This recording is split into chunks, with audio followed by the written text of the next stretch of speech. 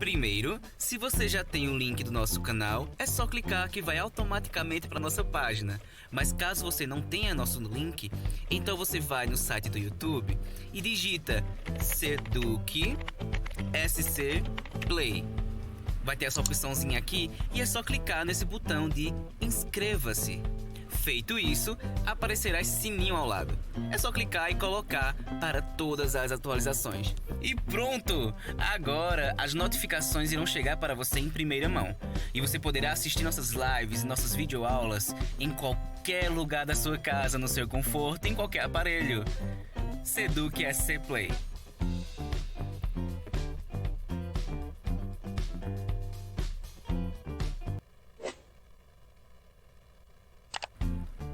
Olá, tudo bom?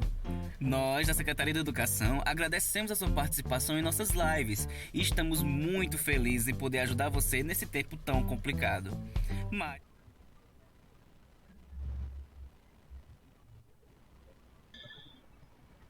Olá pessoal, tudo bem? Meu nome é Raoni, sou professor de História da Rede Municipal de São Caetano e nessa videoaula nós vamos trabalhar o movimento iluminista. A gente vai entender aí o que foi esse movimento, as suas principais características, os principais integrantes desse movimento e também os seus desdobramentos.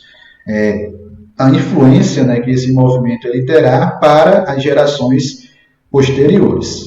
Então, assim, dando início, o que foi esse iluminismo? O que foi esse movimento iluminista? Iluminismo é um movimento de ideias. Então, é um movimento aí que faz parte de uma corrente filosófica que vai trabalhar com a mentalidade cultural de uma sociedade de um determinado tempo. Qual seria essa sociedade? A sociedade europeia. O movimento iluminista é de caráter europeu. E qual seria o tempo, o período em que esse movimento aí ele vai ter os seus desdobramentos? Século XVIII. Então, é um movimento de ideias que faz parte da sociedade europeia no decorrer do século XVIII. Agora, que ideias são essas? O que é que essas ideias tinham por objetivo? O que é que elas propunham? Eram ideias que faziam tanto uma análise crítica sobre aquela realidade, como também tinham o propósito de mudança, de promover mudanças naquela realidade.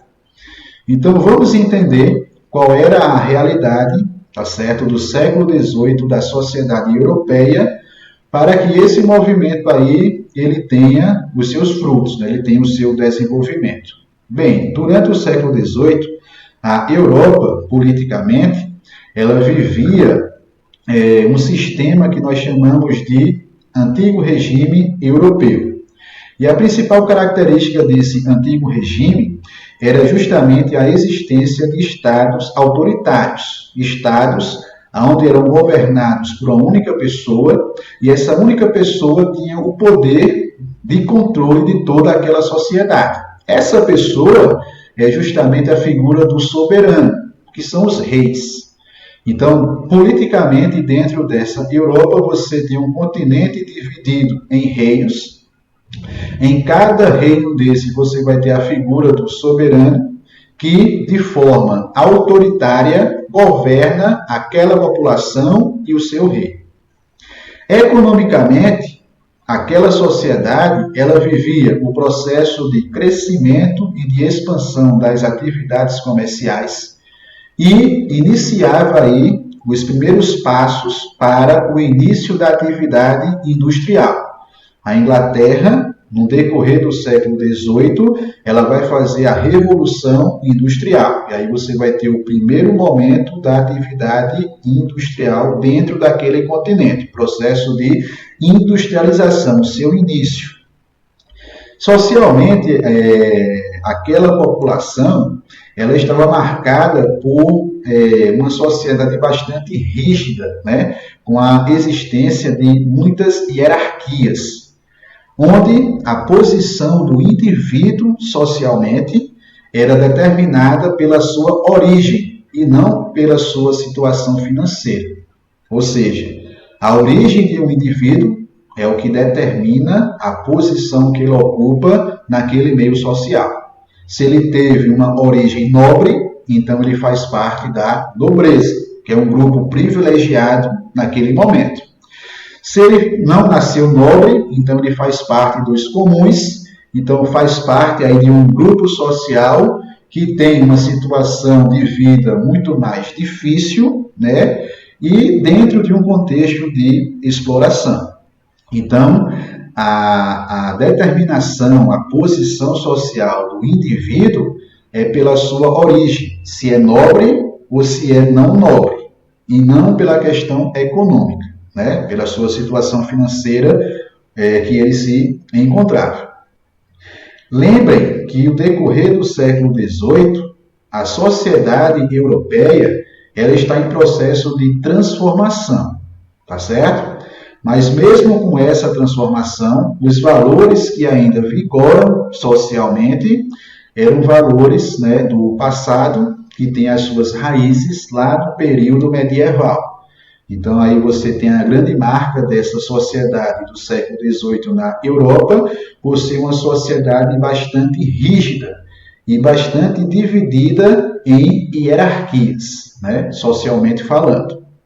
Culturalmente, essa sociedade, essa população europeia, ela ainda vai viver uma grande influência da Igreja Católica, tá certo? Então aí você ainda tem uma sociedade que é bastante religiosa e que pensa, né, que tem a sua mentalidade relacionada com os valores cristãos católicos, né? A Europa, nesse momento ainda, a grande parte dela ainda são formados por católicos, embora o movimento protestante já tivesse aí alcançado bastante crescimento.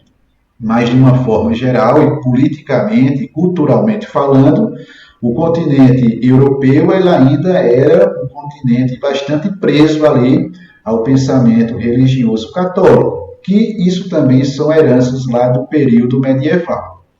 Então, é justamente aí dentro dessa realidade política, econômica, social, cultural, que o movimento iluminista surge, propondo ideias que analisem aquela realidade, né, em que eles estavam inseridos, analisando através de uma crítica para justamente propor uma nova sociedade, propor um novo modelo de sociedade, politicamente falando, socialmente falando e principalmente culturalmente falando, tá certo?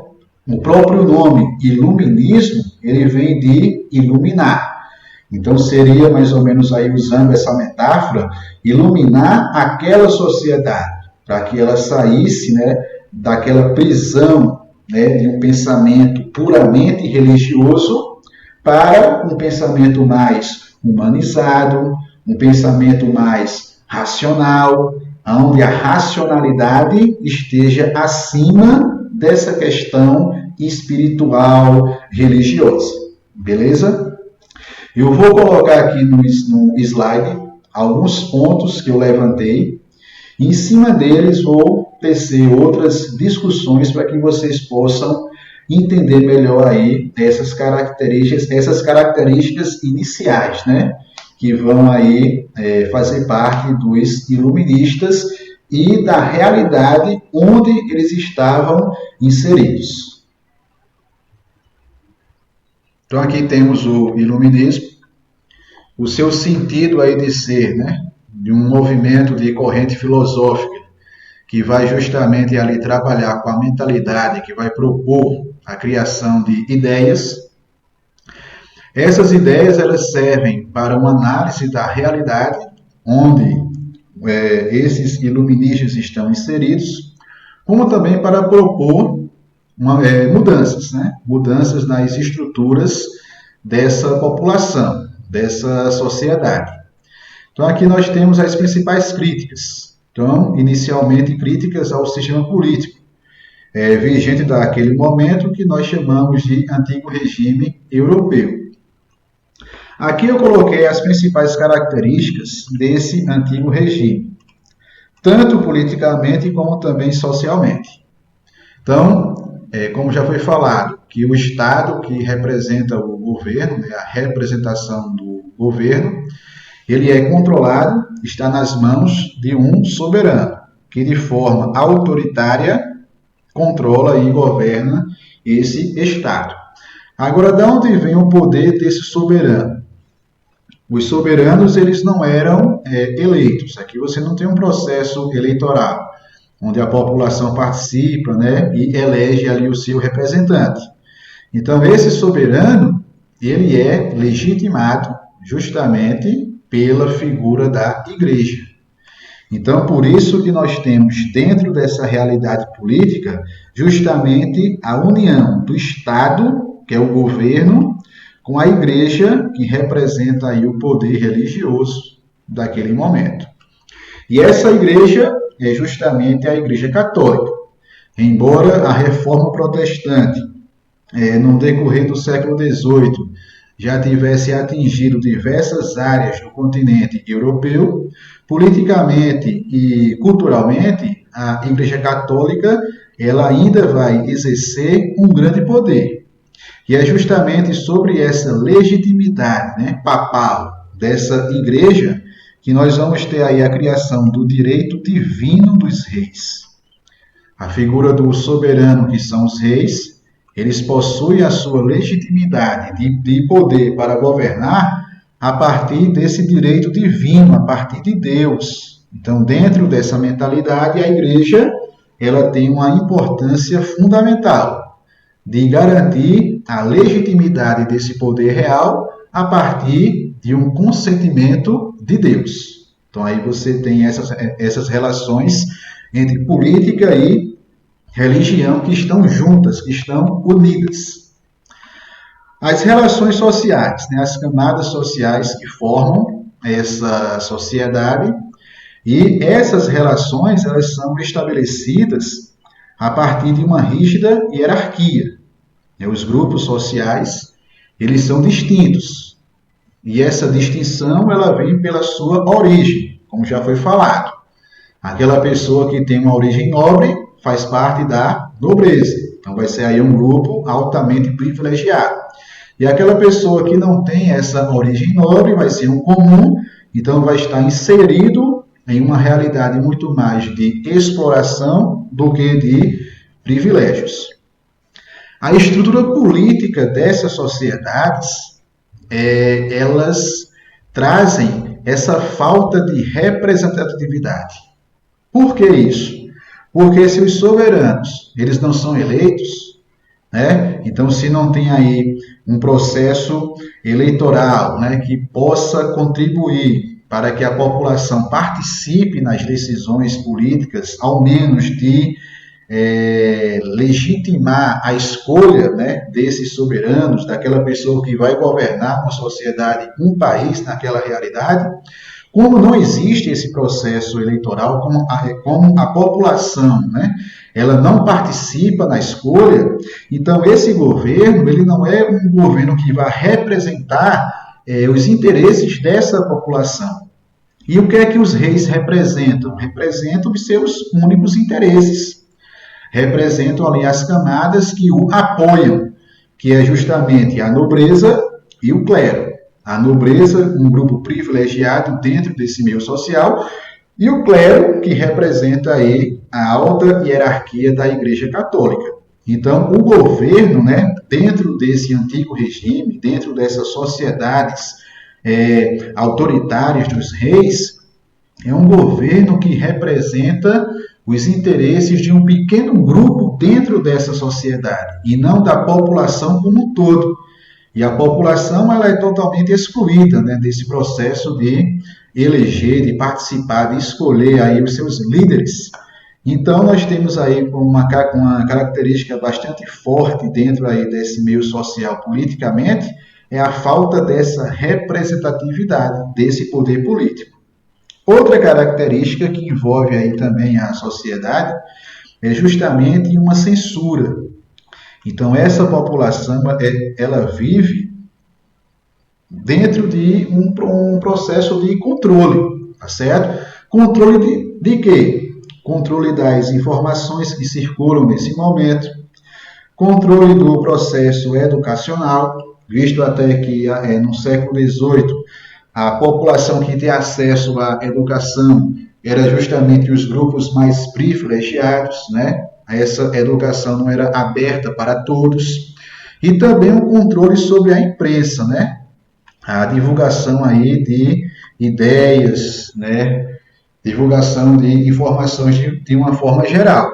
Então você tem uma sociedade que ela é censurada, que ela é controlada, que a informação que circula para ela, né, que chegam até as pessoas, é uma informação controlada pelo poder, né? E esse poder aí de controle é tanto do Estado como também da Igreja Católica. Então você tem a censura como aí uma marca desse processo da informação, do conhecimento, nesse momento aí dessa sociedade.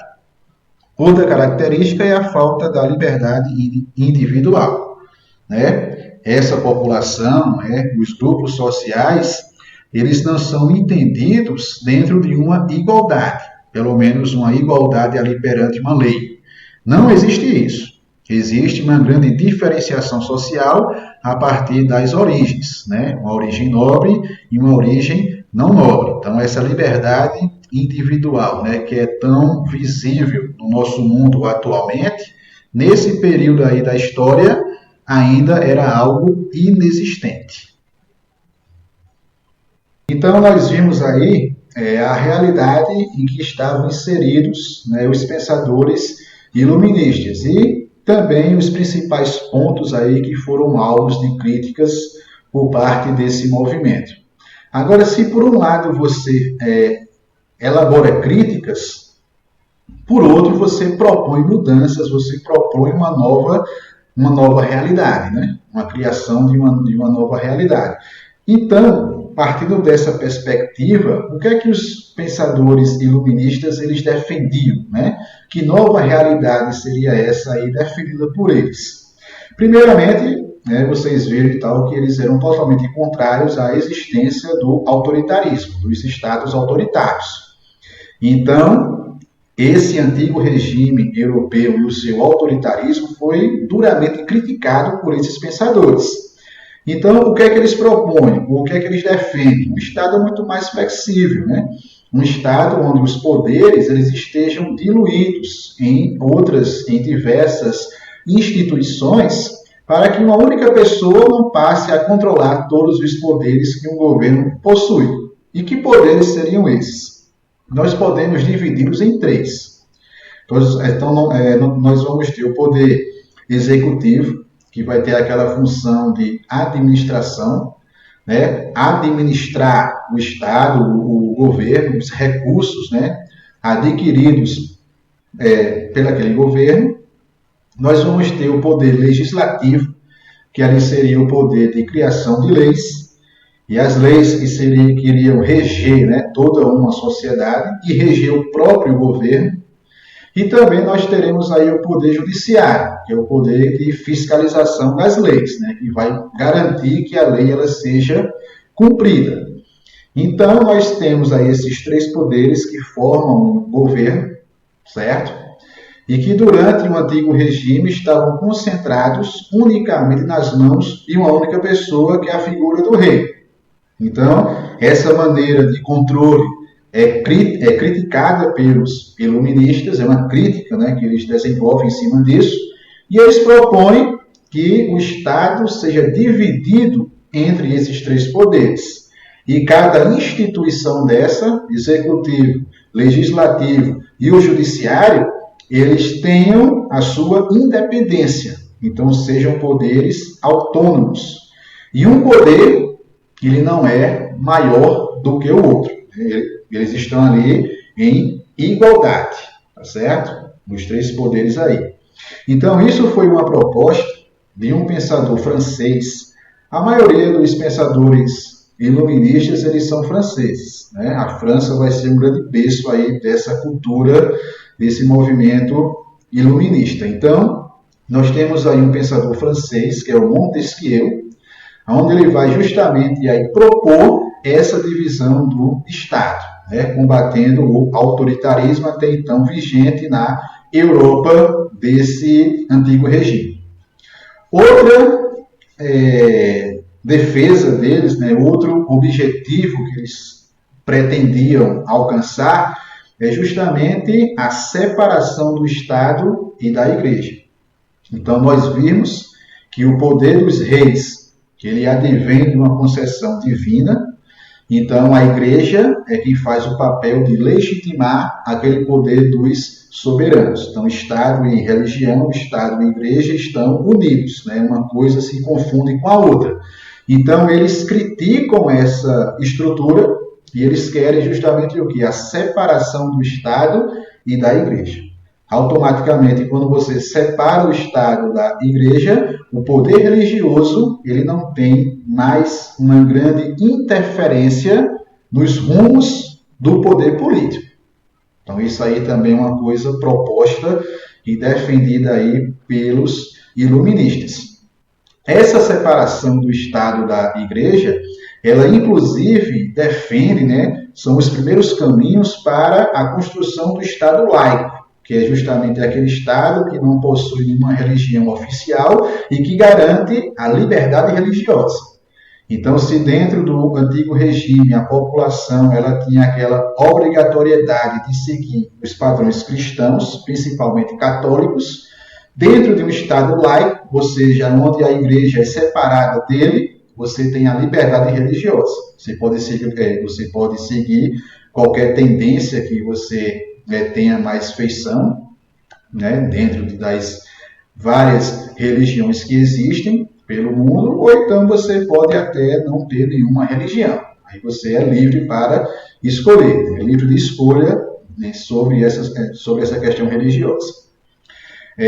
Outro objetivo, propor a igualdade civil. Então, se você tem uma sociedade que é bastante hierarquizada e distinta, e essa distinção é principalmente pelo nascimento, né, de ser nobre ou não, então eles propõem o quê? Que esse status de nobreza, ele deixe de existir, e que as pessoas sejam tratadas de maneira igual, principalmente ali perante a lei. Então aí também você vai ter o surgimento de um argumento que é a lei. E a lei não dentro de um caráter divino, né? A lei dentro de um caráter racional, né? Que é criada pelos próprios homens, que dentro aí da sua criação é debatida a partir de um pensamento, né? A partir de uma coerência, para se atingir justamente ali uma igualdade civil, né? Uma justiça, né? Um governo, uma sociedade que seja mais justa politicamente para todos que estão inseridos naquele meio social, não apenas para certos grupos privilegiados, como era até então. Então você também aí tem essa proposta da igualdade civil. Outra questão é a representatividade do Estado, né? Porque o Estado ele deixa de ser soberano no sentido de ser autoritário, então ele passa a ser um Estado onde abre, né, a participação popular para a sua construção, para ser efetivo. Então o grupo político, né, os grupos políticos que vão justamente governar, né, fazer parte ali da administração dos governos, eles passam a serem eleitos pela população. Então, a população vai ganhar aí um direito, né, político, que é o direito de voto, que vai estar ali também no processo da construção da cidadania iluminista e tal, né, defendida aí por esses pensadores. Então, quando você tem um governo que, para ele estar ali no poder, ele foi eleito pela maioria, pelo menos, da população, então você tem um governo que tem uma certa representatividade social, política, tá certo? Então eles queriam um Estado que fosse representativo. E aí um dos pensadores iluministas, né, que vão defender essa questão da representatividade foi justamente Rousseau. A gente vai ver aí também algumas ideias, outras ideias que Rousseau defendia. A questão da soberania popular, do Estado construído pela sociedade, questão aí das bases da nossa democracia, tá certo? Então Rousseau aí foi um dos defensores, fez parte aí também do movimento iluminista. A liberdade de expressão é outro ponto aí também definido por eles, né? Se você tinha uma sociedade que vivia dentro de uma censura, e de uma censura ali controlada principalmente pela igreja, pelos dogmas religiosos católicos, né? Eles lutam justamente por uma sociedade que seja livre para expressar o seu pensamento, para ter acesso à informação. Então aí você tem uma liberdade que é de expressão, mas também é de imprensa. Então aí também seria outra proposta, né? Outro objetivo aí desse movimento. E também a questão de garantir de que a sociedade ela possa possuir direitos individuais, né? A liberdade individual. E essa liberdade individual é justamente atrelada ao direito de propriedade privada, certo?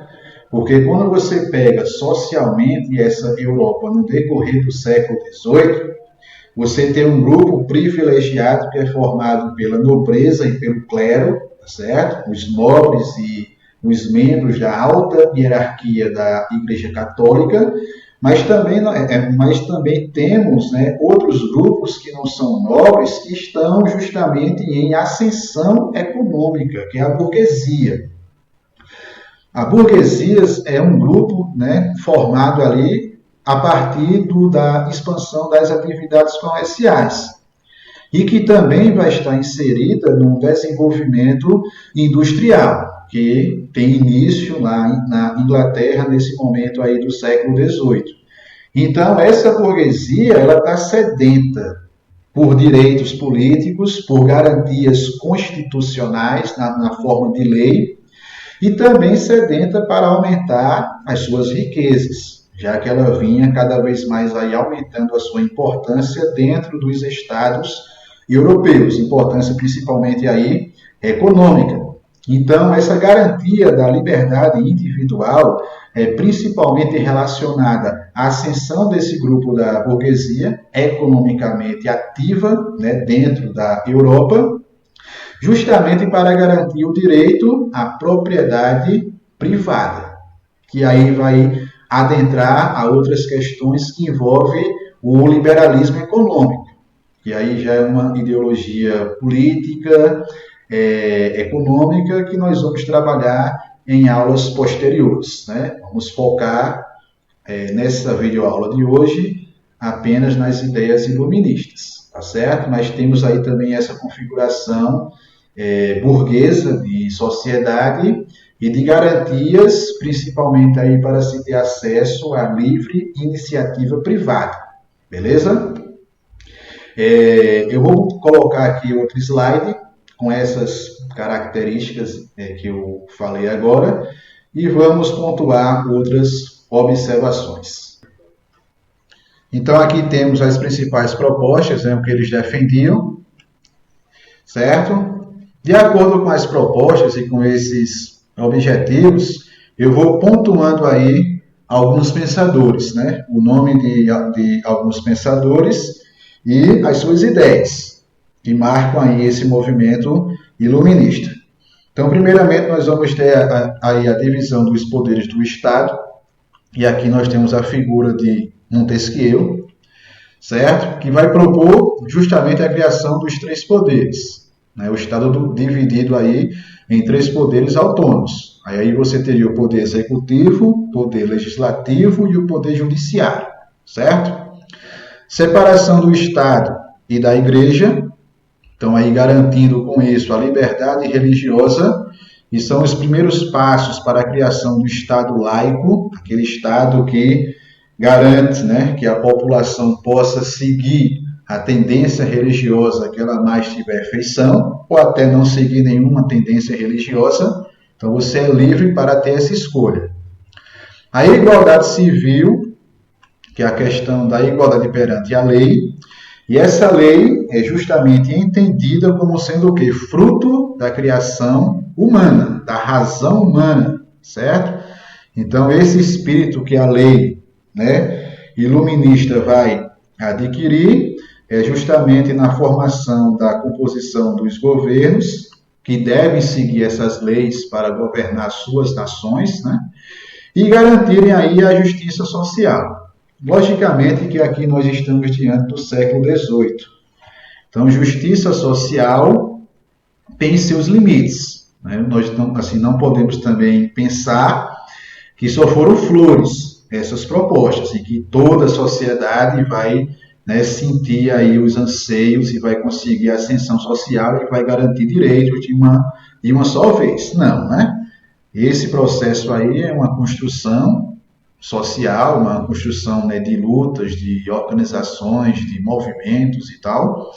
E essa justiça social, no século XVIII, século XIX ainda, ela tem os seus limites, mas que são os primeiros passos, né, para um governo mais justo para a população que ele representa. De aí surge a questão dessa defesa da representatividade desse Estado, né? Se o Estado passa a ser elegido pela população, então deduz que ele representa os anseios dessa população. Então aí você tem um Estado representativo.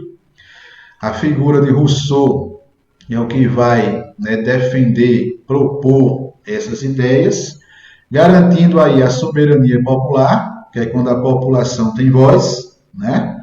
E também aqui, ó, a elaboração de constituições. O que seria uma constituição? É um quadro de leis que vão justamente reger um país. Então, essas leis elas servem tanto para a população, para a sociedade em si, como também para os governantes. O governo ele não faz o que ele bem entende, ele faz aquilo que está na lei. Então, a lei, a Constituição, ela serve dentro dessa realidade, dentro dessas características, como algo que vai garantir limites ao poder das pessoas que governam um país ou uma sociedade. E o Rousseau vai ser um dos principais aí defensores dessa soberania popular, na construção aí desse Estado representativo, que represente, né, os anseios e os interesses da população como um todo, e não apenas de certos grupos privilegiados.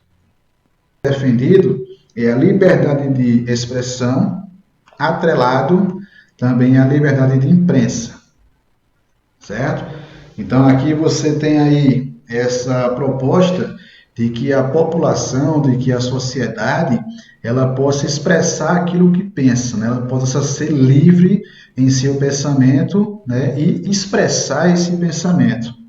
E a imprensa também tenha a liberdade para divulgar, para informar, né? Então, através dessa questão, nós vamos ter o quê?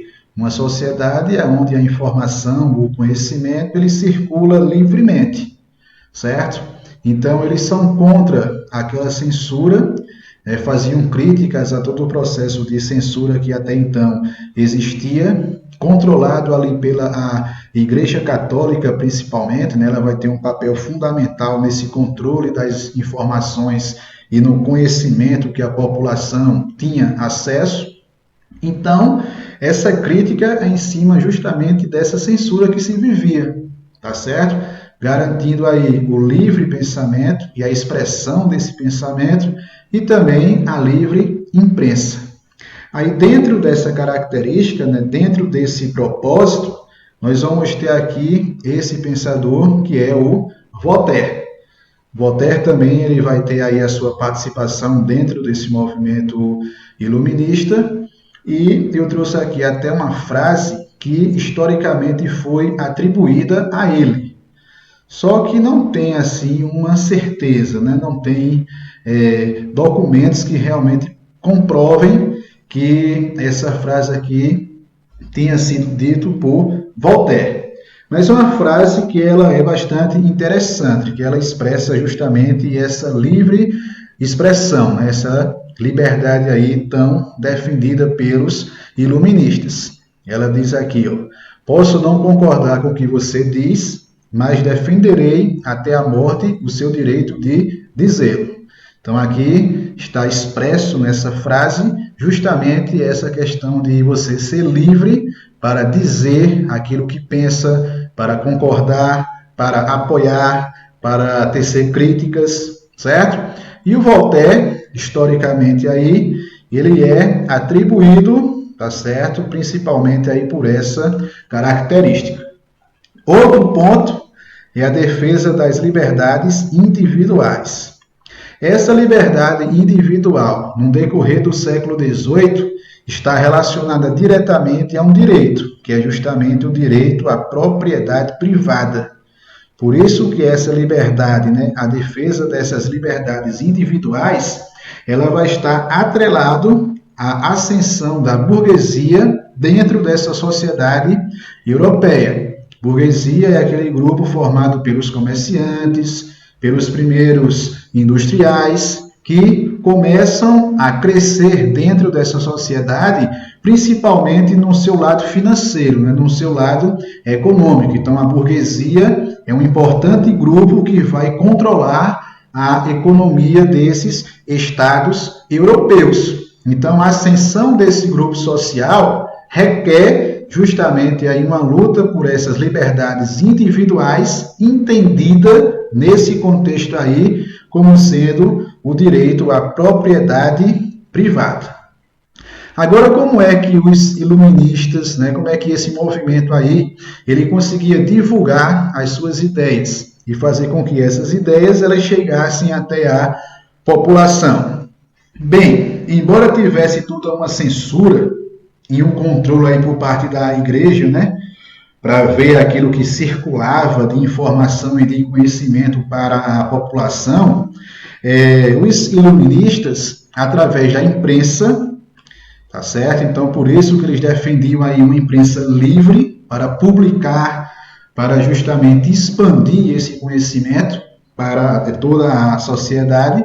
Por isso que essa defesa, né, de que a imprensa ela seja livre, isso é uma coisa de extrema importância aí para o conhecimento. Então, eles publicavam as famosas enciclopédias, que eram livros, que eram publicações que resumiam diversos assuntos de diversas áreas do conhecimento.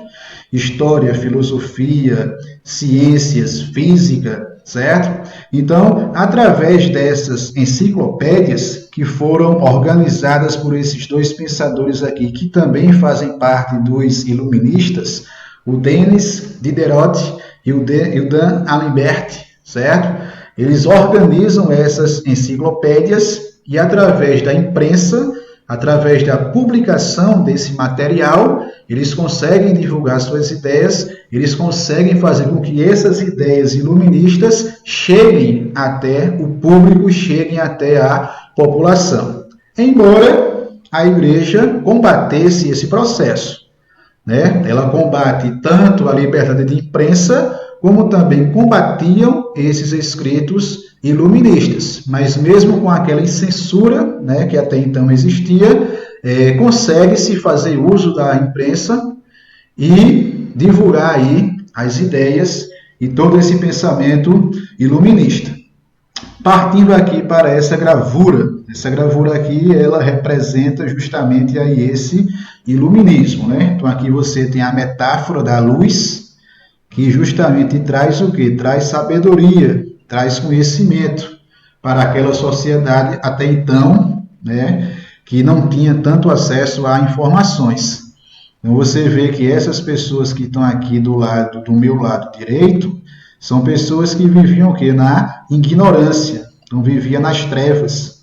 Você vê que essa figura aqui, ela está até com uma venda nos olhos, certo? Então, para libertar a população dessa ignorância, apenas o conhecimento, apenas a sabedoria que iria dar essa liberdade. Então, aí você tem a questão de iluminar as mentalidades, iluminar essa sociedade. Então, aqui seriam a ilustração, né? Seria o conhecimento, né? Todo esse movimento aí de ideias que está justamente combatendo a ignorância através do conhecimento, que é a luz. Então, essa gravura, ela aborda, né, ela trabalha justamente essa metáfora aí dessa palavra, desse nome, iluminismo. Então, nós observamos aí um conjunto de ideias que vão iniciar uma caminhada de transformações dessa sociedade europeia. E essas mudanças, elas serão sentidas em diversos aspectos da vida humana, o aspecto político, o aspecto econômico, o aspecto cultural, certo? E também elas não ficam restritas apenas ao continente europeu, inicia nele, mas outros movimentos que virão posteriores, tanto na Europa como também em outras áreas do nosso planeta, terão influência desse pensamento iluminista. Esses desdobramentos nós vamos abordá-los em uma próxima aula, né? Por hoje nós ficamos por aqui. Vocês vão receber aí logo após a aula uma sequência didática, né, questões para que vocês possam responder de acordo com as temáticas aqui discutidas. As dúvidas que vocês tiverem, vocês podem entrar em contato com os seus professores pelos grupos de WhatsApp, que foram criados aí para auxiliar esse momento aí de aulas à distância. E por hoje é só. Valeu, pessoal. Muito obrigado aí pela atenção. Espero que vocês tenham gostado e até uma próxima oportunidade.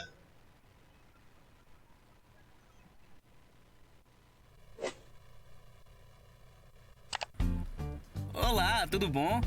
Nós, da Secretaria da Educação, agradecemos a sua participação em nossas lives e estamos muito felizes em poder ajudar você nesse tempo tão complicado. Mas se você ainda não é inscrito em nossos canais e redes sociais, então olha só como é fácil, vou te explicar cada passo. Primeiro, se você já tem o link do nosso canal, é só clicar que vai automaticamente para a nossa página. Mas caso você não tenha nosso link, então você vai no site do YouTube e digita Seduc SC Play. Vai ter essa opçãozinha aqui e é só clicar nesse botão de inscreva-se. Feito isso, aparecerá esse sininho ao lado. É só clicar e colocar para todas as atualizações. E pronto!